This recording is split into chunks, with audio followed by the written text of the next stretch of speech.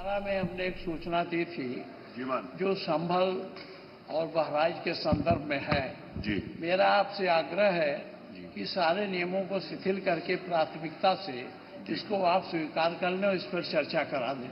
ये मेरा माननीय नेता प्रतिपक्ष, आपने जो सूचना दी है, क्योंकि अब आपने इस कुर्सी को सुशोभित किया और हमने आपसे बहुत कुछ सीखा है, तो इस नाते से मेरा आपसे निवेदन है कि ये नियम 311 में कैसे आती है, जरा इसको आप बता देंगे तो मैं उसमें सुन लूंगा। अगर नहीं आती तो फिर 311 में भी नहीं सुनूंगा, 56 में भी नहीं सुनूंगा। आप बताओ प्लीज। अभी नई नियमावली आपके सामने होगी। नहीं मान्यवर, ये महत्वपूर्ण था इसलिए 311 में दिया गया था। मैंने कल भी ये बात प्राथमिकता से इसको ले लिया जाए। आज नेता में मैंने कल भी प्रदेश में और देश में इसकी चर्चाएं हो रही हैं। और अगर हम विधानसभा में इस पर चर्चा नहीं करेंगे तो हम अपने कर्तव्यों से च्युत माने जाएंगे। मैंने इस बात का निवेदन आपसे भी किया था, ऑल पार्टी मीटिंग में भी किया था। 311 में हमने भी नोटिस दी है। ये अविलंबनीय प्रश्न। आपकी मोना जी, आपकी देखिए, आप बहुत वरिष्ठ सदस्य हैं और आपका सब लोग सम्मान करते हैं। आपने 2 नोटिसेस आज 56 की दी हैं। दोनों नोटिसेस, एक व्यक्ति 2 नोटिस नहीं दे सकता, एक व्यक्ति एक ही नोटिस दे सकता है। तो 311 में दी है माननीय अध्यक्ष। 311 में मैंने आग्रह कर दिया। आगे चलिए। माननीय अध्यक्ष जी, इतना महत्वपूर्ण विषय है। महत्वपूर्ण विषय को सुसंगत नियमों के अंतर्गत विधानसभा में जो भी विषय उठते हैं, विधानसभा में जो भी विषय उठते हैं आदरणीय मोना जी, विधानसभा में कोई भी ऐसा विषय नहीं उठता जो महत्वपूर्ण ना हो।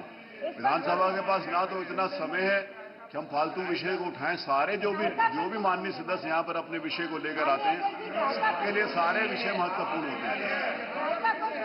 सब विषय महत्वपूर्ण है। क्या आप क्वेश्चन नंबर को जितना आप डिले करेंगे, उतना क्वेश्चन नंबर डिले होगा, उतना आपका नुकसान होगा। 311 में जो आपने नोटिस दिए हैं, मैं किसी भी हालत में उसको सुनने के लिए तैयार नहीं। मैं उसको प्रश्न संख्या 1, प्रश्न संख्या 1।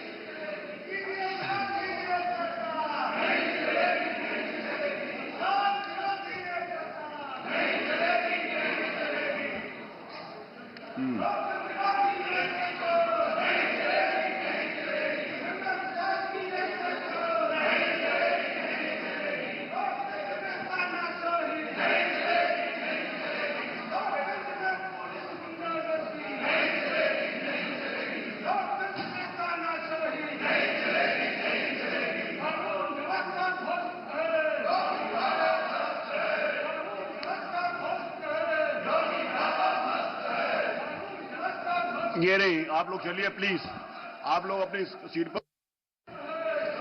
अगर आप किसी विषय को उठाना चाहते हैं तो आपको पूरी इजाजत है।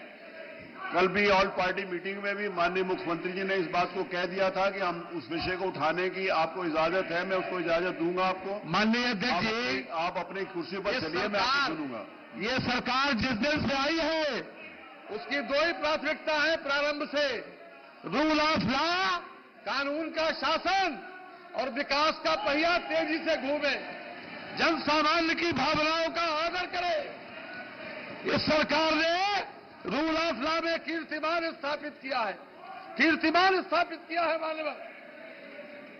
आप अपने विषय उठाइए। इन लोगों के पास सिवाय चिल्लाने के और कोई काम नहीं है। केवल हल्ला मचाना, शोर मचाना, प्रदेश में अराजकता पैदा करना, केवल एक ही एजेंडा है, केवल एक एजेंडा है माननीय।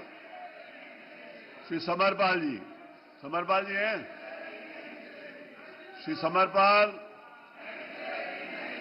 डॉक्टर श्री पंकज मलिक हैं? चलिए पूछिए। अपने नहीं पूछना? पंकज मलिक, आप प्रश्न करना चाहते हैं? मेरा आपसे निवेदन है, माननीय नेता प्रतिपक्ष, यदि आप माननीय नेता प्रतिपक्ष, डॉक्टर साहब, माननीय नेता प्रतिपक्ष, यदि आप जो विषय आपने दिए हैं, यदि आप इसके ऊपर अपनी चर्चा, आप ग्राह्यता के ऊपर बोलना चाहते हैं तो मैं आपको अवसर दूंगा। लेकिन नियम 311 के अंतर्गत आपको पता है कि ये नहीं आती।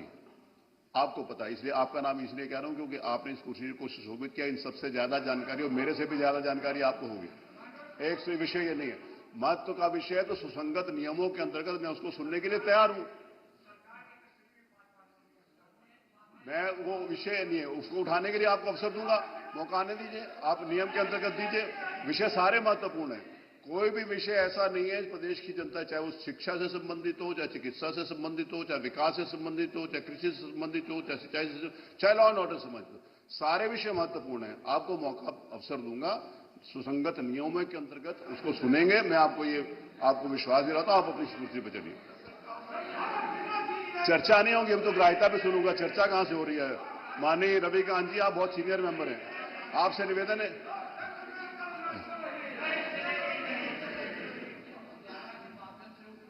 जी,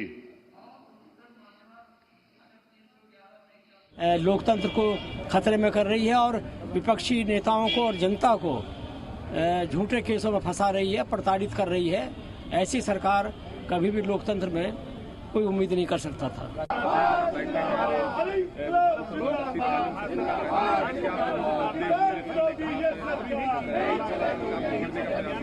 देखिए, 6.5 लाख करोड़ का बजट ये सरकार लेके आई थी और 6.5 लाख करोड़ का बजट ये खर्च नहीं कर पाई। आपने देखा पीडब्ल्यूडी जैसे बड़े विभाग, वहां पर ये पैसा खर्च नहीं हुआ, एक भी टेंडर नहीं लगा और फिर से ये अनुपूरक बजट लेके आ रही है। तो ये जनता के पैसे को बर्बाद करने का काम कर रही है। उसके खिलाफ समाजवादी पार्टी सदन में मुद्दा उठाएगी। साथ ही में संविधान के साथ खिलवाड़ करने का ये सरकार काम कर रही है। संविधान के सारे जो मौलिक अधिकार संविधान ने दिए हैं, उनके साथ खिलवाड़ करने का काम कर रही है। दंगा कराने का ये सरकार काम कर रही है। बेरोजगारी से नौजवान परेशान है, शिक्षित नौजवान परेशान है, उनके लिए कोई रोजगार नहीं है। किसान डीएपी को लेकर, बिजली को लेकर परेशान है, सिंचाई को लेकर परेशान है।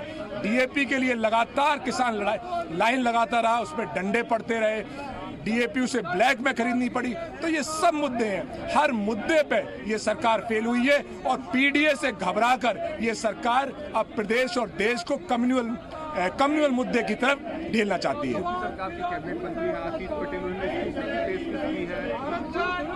देखिए, जो भी मंत्री, ज्यादातर सभी मंत्री भ्रष्टाचार में लिप्त हैं और जब उनके भ्रष्टाचार का खुलासा हो गया तो भ्रष्टाचार के इल्जाम से बचने के लिए ये मगरमच्छी आंसू ये बहा रहे हैं। जब पूरे सबूतों के साथ ये बताया गया है कि 25-25 लाख रुपए लेकर उन्होंने नौकरी देने का काम किया, तो उनको तुरंत इस्तीफा भी देना चाहिए और पूरी जनता से माफी मांगनी चाहिए और इस पर सीबीआई जांच की समाजवादी पार्टी मांग करती है।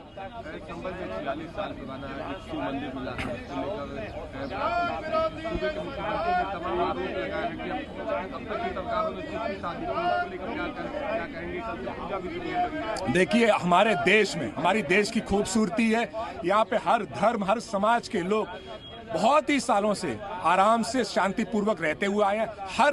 हर गली में मंदिर है, हर पूजा स्थल है और हर पूजा स्थल का सम्मान होता है और इस देश की परंपरा है और हमेशा होता रहेगा, चाहे मंदिर हो या मस्जिद। हर जगह इस देश की ये परंपरा है कि धार्मिक स्थलों का सम्मान रखे। समाजवादी पार्टी ने हमेशा सम्मान रखा है। ये बीजेपी है जो धार्मिक स्थलों का सम्मान नहीं करती।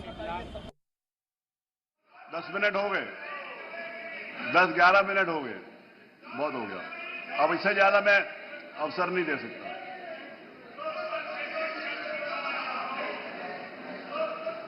जिसमें आप बोलो उसमें सुनेंगे, जो सुसंगत नियम है उसमें सुनेंगे, जो भी आपको लगता है कि ये नियम है उसमें सुनूंगा।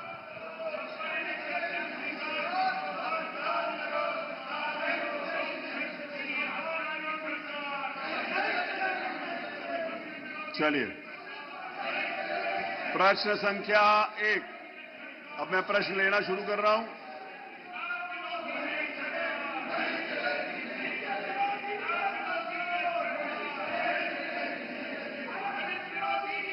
चलिए, बताइए, नेता प्रतिपक्ष बोले। हो गया, 10 मिनट हो गए।